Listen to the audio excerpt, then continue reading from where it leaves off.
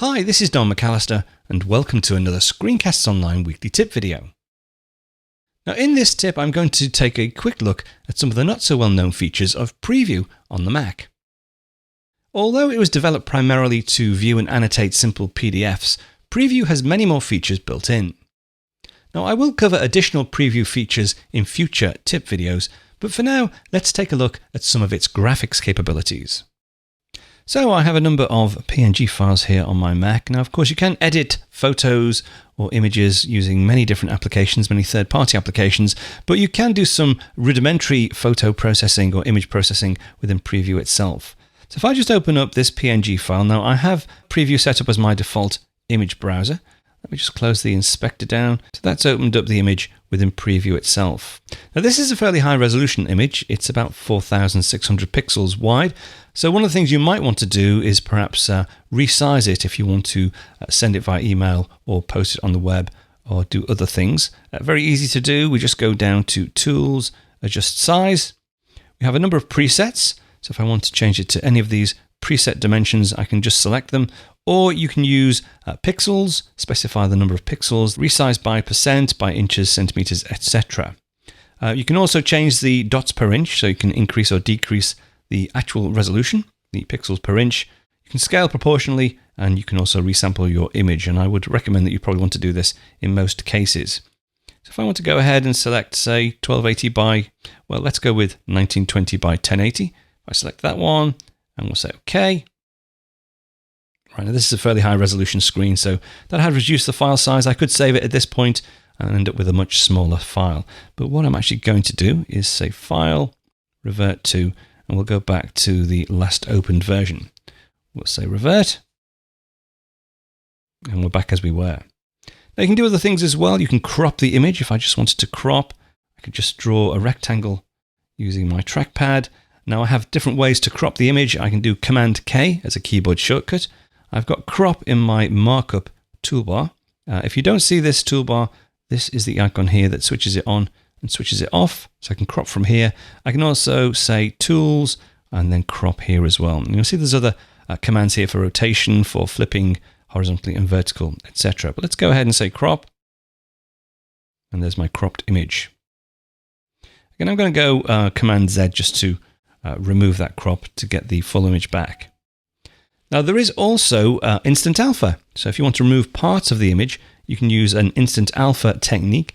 The way that works, again from the Markup Toolbar, if I select this option here, I select this blue sky, hold down on my trackpad and just drag, you'll see it's selecting areas of the same color. If I drag further out, I can drag more and more of the sky. See how far we can go. Right, that's too far, so I'll just go back in a little bit. Release and hit backspace.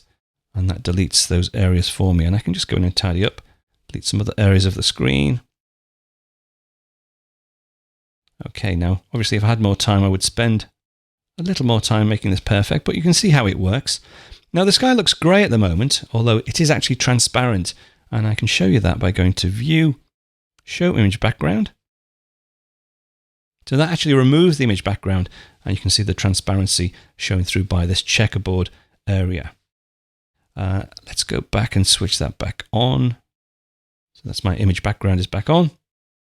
And we'll do Command Z again to get our screen back, or rather our sky. Other photo related options, you can go here and adjust the image color. So we've got an auto leveling device here. We've also got options to access exposure, contrast, etc. If you don't like what you've done, you can go ahead and say reset all and put it back as it was before. Close that down. And finally, we have an option to zoom in.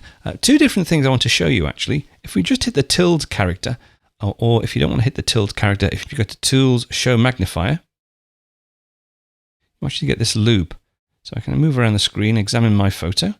Now I can use a pinch gesture to widen up the loop and then look around. Okay, but this really is just for inspecting your photo. If I just hit Escape, that will disappear. Now, if you wanted to highlight an area, there's a new feature here. If I go to this control here and select this option, I can drag this around the screen. This enables me to blow up a portion of the screen or the image permanently.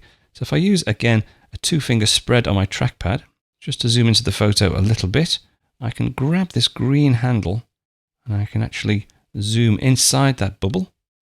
I can also make the bubble bigger by dragging this out. Okay, let me just zoom back in so you can see the whole photograph. Now that's actually changed the image. So if I save this image, in fact, we'll close it down and open it up again. You'll see, well, you can see on the preview that that bubble is actually captured within the image. And again, if you want to put another one in, I open that up again. It's under the Markup Toolbar, and it's under the shapes. It's this icon here. So if I can click there, there's another bubble. I can drag it around. I can make it bigger. I can also change the amount of magnification by dragging this green dot. And that's now part of the image. So we'll save and we'll quit. If you want to learn more about using your Apple devices, there are over 700 full video tutorials available to ScreenCastsOnline members, covering all aspects of the Mac, iPhone, iPad, Apple Watch, and even the Apple TV. Now, all full members receive a new Apple-related video tutorial each and every week, as well as a free subscription to the ScreenCastsOnline monthly magazine, packed with videos and articles on getting the most out of your Apple devices. Now, you can get your free 14-day trial membership over at ScreenCastsOnline.com, or check out some of the free content over on the SCO Showcase app on the iPad, iPhone, and Apple TV. That's it for this week. I'll be back next week with another tip, so I'll speak to you then.